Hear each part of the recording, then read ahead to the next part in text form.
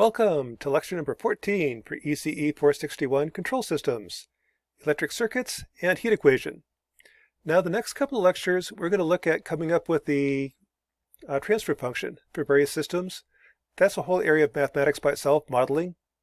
We're going to look at electric circuits today, mass spring systems tomorrow, and rotational systems, then DC motors, just to kind of give you a flavoring, so that later on when you see, here's the system, I want to control it, you can kind of refer back to think about what that system actually represents. So to start out, there's a couple ways to model electric circuits. Back in circuits 1, circuits 2, use Laplace transforms. Using current loops, voltage nodes, you can come up with a transfer function. There's actually an easier way to do it. It's using state space. The reason you don't do that back in circuits is it takes a while to get to state space. Once you get it, circuit equations are actually pretty straightforward. To start out, again, state space is an energy-based approach. I've got the states defining the energy in the system, and I'm looking at x dot equals ax plus bu. X dot is how does the energy change? Well, for capacitors and inductors, the energy is 1 up Li squared and 1 half Cv squared. The states define the energy in the system, so if I have 3 inductors, I've got 3 energy states. I've got 3 states. Basically just count the number of capacitors and inductors, and that tells you how many states you have. And the state variables, one way to do it that's fairly straightforward is define the current through the inductor to be one state variable, and the voltage across the capacitor to be the other state variable. That way, if I specify the current and voltage, I know the energy in the system. The place the dynamics come from is the equation for the inductor. V is L di dt, and I equals C dV dt. The change in current is related to the voltage across the inductor. The change in the voltage is related to the current to the capacitor. So this is how you get your differential equations. One differential equation for each inductor and for each capacitor. So to illustrate that, suppose I have this circuit. Find the transfer function from V0 to Y. To start out, I've got 4 ways to store energy, 2 inductors, 2 capacitors, so I know right off the bat this is a 4th order system. I'll define my energy states to be the current through the inductor, I1, voltage across the capacitor, V2, I3, and V4. So those are my states. To find the dynamics, I'll then say the voltage across the inductor, V1, is L di dt. This voltage is V0 minus V2. So that's the first equation. The current to the capacitor, I equals C dV dt. This current is I1 minus the current through the inductor, or resistor, V2 over R, minus I3. Current in equals current out. V3, this voltage, is just V2 minus V4. This current, I4, is C dV dt. That current is I3 minus this voltage, or that current. The current through the resistor is V4 over R. So these are the dynamics. Now solve for the derivative, divide by L, divide by C. Put in matrix form. For example, the second equation is SB2 is 1 over C I1 minus 1 over C I3, this term, minus 1 over RC V2. So there's your second equation. Likewise, third equation, fourth equation. That's my state space model for the system. If I then go plug in numbers, I think the lecture notes have the numbers, but plug in numbers, I get this model that I can throw into Matlab. And if I'm picking off, in this case, my output is V4. My C matrix says pick off the 4th state, pick off V4. Once I have A, B, C, D, input that into state space form, and then I can find the transfer function. So there's the transfer function from V0 to V4. Again, way, way, way easier than what you did back in circuits 1. But to do it this way, I need to understand what state space is. Once I get the system into Matlab, I can then say, what are the eigenvalues? Eigenvalues are poles. So this says this system actually has 4 poles, all equally dominant, all have a 2-second settling time. 2 poles are at plus minus J51, 2 poles are plus minus J19. So this is roughly 8 hertz, and this is roughly 3 hertz. Put them together, and I get kind of an ugly response. That's 3 hertz and 8 hertz added together, settling out in about 8 seconds for the real part of the pole. And again, using Matlab, I can use Matlab to find the step response. I don't have to do Laplace transforms. Second example. This one's a little bit trickier, but still is about the same. I've got 1, 2, 3, 4 ways to store energy. It's a fourth order system. My energy states are going to be the current through the inductors, I1 and I4. The voltage across the capacitor, V2 and V3. Then to write the dynamics, I would say voltage across the inductor is L di dt, is V0 minus V2, just like before. I2, this case will be a little bit different. This current is C dV dt.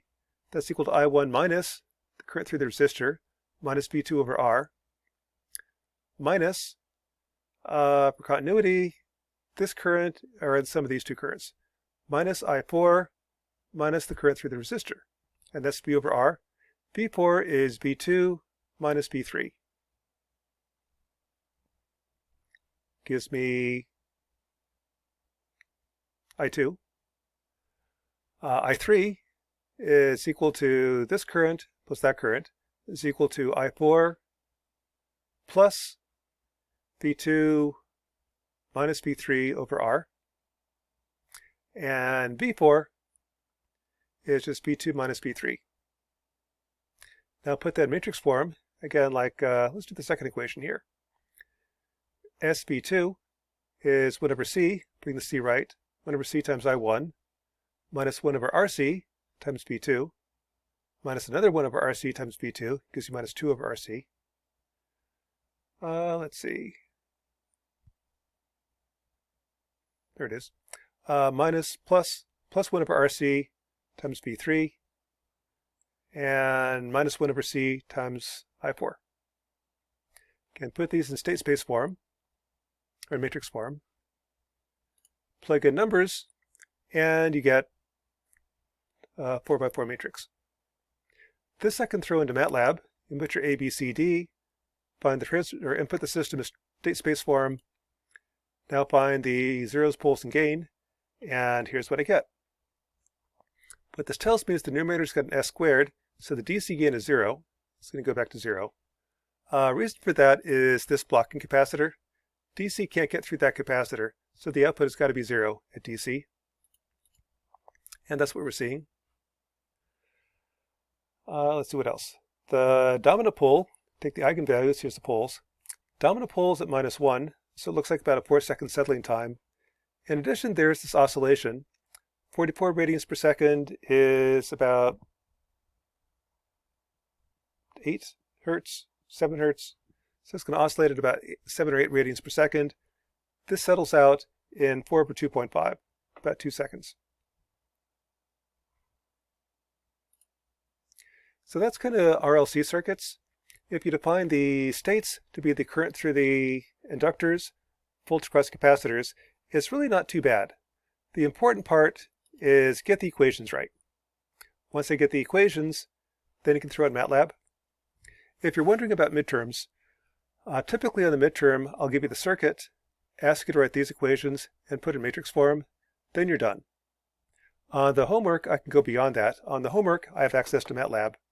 So I can sit there and input the system, find the transfer function, find the step response. But on midterms, I may not assume that you have Matlab.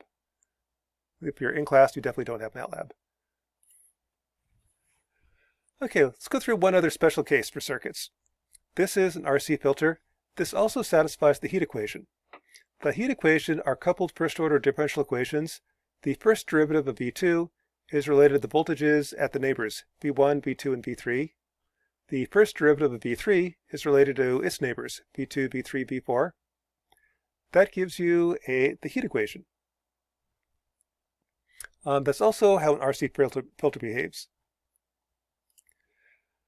In terms of the analogy between heat flow and circuits, I've got if I treat voltage as temperature, current as heat flow, resistance as thermal resistance, like how good of an insulator the coffee cup is, then the electrical energy, 1/2 CV squared, is the analogy of the thermal energy. And if you stick with metric, the units work out. If you like English units, then you got a lot of conversions to do.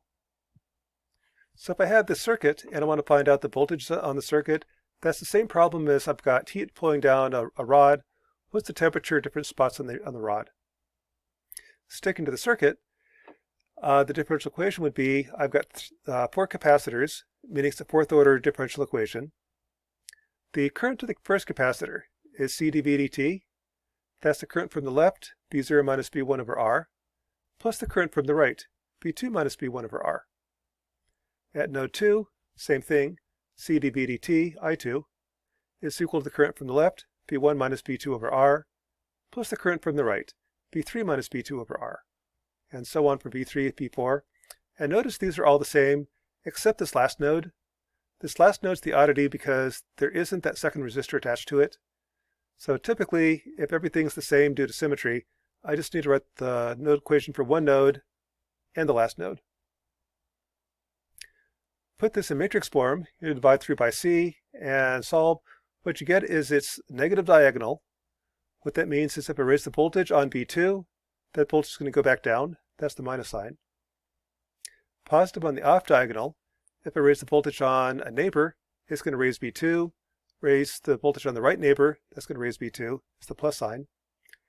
These add to 0, which means I lose 2 over RC units of heat from V2. One of it goes left, one of it goes right. And there's nothing left over. So this is a conservative system. If you had a resistor to ground, I'd have a lossy system, and I'd lose more than I gain. Let's see. So once you get the system into Matlab, I can say, here's my ABCD, input the system in state space form. Now let's see what this transfer function looks like. The DC gain, in this case, is 1. The dominant pole is 1.2, minus 1.2. So that tells me the settling time will be 4 over 1.2, about 3.8 seconds. And that's what you see here. DC gain is 1, no oscillations, it's a real pole. That's kind of what you expect.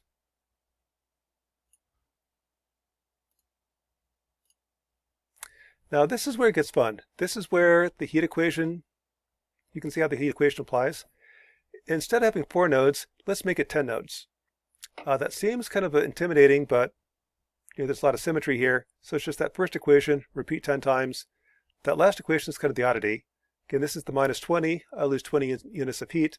10 goes left, 10 goes right. The last equation, I lose 10 units of heat. 10 goes left, and there is no right. Given the voltages, find how the voltages change, integrate. This is a form of doing numerical integration.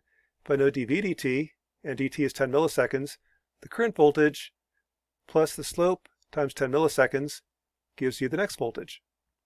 10 milliseconds later, repeat.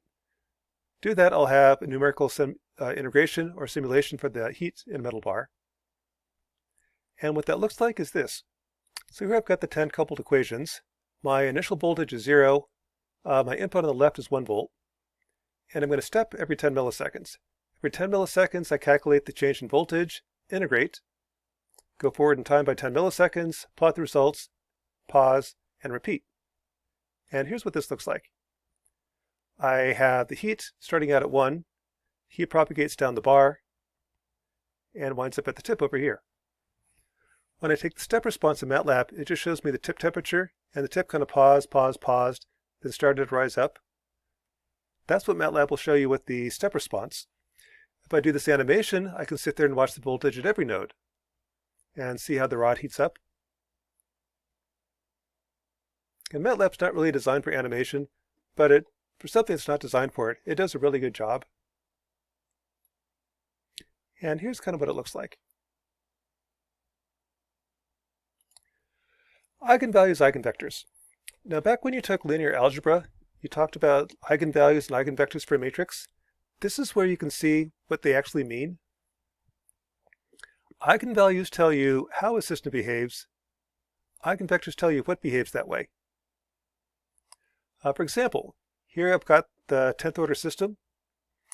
If I look at, say, the third state, v3 dot is 10 times v2 minus 20 times v3 plus 10 times v4. v4 dot is 10 times v3 minus 20 times v4 plus 10 times v5. This is what the A matrix looks like.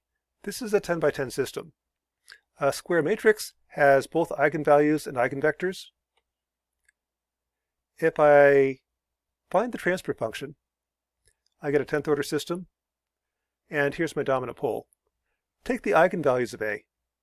The eigenvalues are exactly the same as the poles. That's what the eigenvalues are. Eigenvalues tell you how it's going to behave. Again, when I do my partial fraction expansion in Laplace transforms, I'm going to have something over each term. Something decays as e to the minus 0.22t, something decays as e to the minus 1.9t, so on, so on. Something decays as e to the minus 39t. I've got 10 terms. So again, eigenvalues are how it behaves. Eigenvectors are what behaves that way. Take your 10 by 10 system, find the eigenvectors and eigenvalues. I've got 10 eigenvectors, I've got 10 eigenvalues. If I make this my initial condition, that'll behave as e to the minus 39t. If this is my initial condition, that'll behave as e to the minus 0.22t. So again, eigenvectors tell you how it, or what behaves that way. Eigenvalues tell you how it behaves. To illustrate that, if I make the initial condition the first eigenvector, this is what it behaves. This is t equals 0, and it quickly goes away. So let's watch that happen. If I make the first eigenvector, that's my fast eigenvector, that has a pole at eigenvalue at minus 39. That means this initial condition will decay as e to the minus 39t. If I run it, poof, there it was. Let's try that again. Poof, there it was. Okay, that's kind of a little bit fast. Let's slow the simulation down by a factor of 100. Make dt really, really small. Now when I run it, the shape is the eigenvector. That's hot, cold, hot, cold, hot, cold. This node quickly cools off to its neighbors, which are cold, that quickly warm up to 0. If that's my zigzag pattern, my initial condition, if that's my initial condition, that's the fast eigenvector, that decays as e to the minus 39t. The eigenvector is the shape. The shape stays the same. That's the eigenvector. The amplitude is the eigenvalue. That amplitude is dropping as e to the minus 39t. That's the fast mode. Let's take the slow mode. The 10th eigenvector is the slow mode. Let's bring it back down. And notice I have 0 input. Otherwise, I get the forced response plus the natural response. I just want to look at the forced response, or the natural response, I mean. If this is my eigenvector. Second example. Suppose I take the slow eigenvector. That's the 10th one. If my initial condition is the slow eigenvector, and I let it run, this is what I get. The shape is the eigenvector. The amplitude is the eigenvalue. Run that again. Notice that it's slowly decaying. What's happening is the only place for the heat to go is at node 0. So this heat kind of propagates on down, keeps on accumulating, get higher and higher slope, higher and higher heat flow to 0. Again, the shape is the eigenvector. The amplitude is the eigenvalue. This decays as e to the minus 0.22t.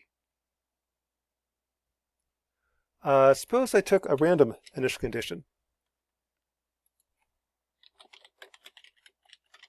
If my initial condition is random, then what happens is this. When it's random, initially I excite all the 10 eigenvectors. 9 of them are fairly fast, 9 of them go away quickly. The slow one is my slow eigenvector. That's my dominant mode. If I try that again, and I got a random initial condition, the fast modes quickly go away, and all I'm left with is the slow dominant mode. And one more time. That's the notion of the dominant pole. One pole is much, much slower than the other one. It dominates the response, hence the term dominant pole. So that's kind of electric circuits and heat equation. Heat equation are coupled first-order differential equations. If you have that, I'm going to have real poles. Like heat doesn't oscillate, it's just going to decay as e to the minus st. In addition, Matlab is actually really, really good at animation. It's not designed for that, but you can sit there and simulate some of your systems using numerical integration. This is Euler integration, the worst form of integration there is, but it's simple. I like it. I like simple. And you can sit there and play games. Like if I run it 10 times slower, I can sit there and see all the modes are excited. The fast modes, the plus minus, for example, quickly goes away, and I'm left with is the dominant pole. So that's lecture number 14 for ECE 461, Control Systems, Electric Circuits, and the Heat Equation. For ECE 461.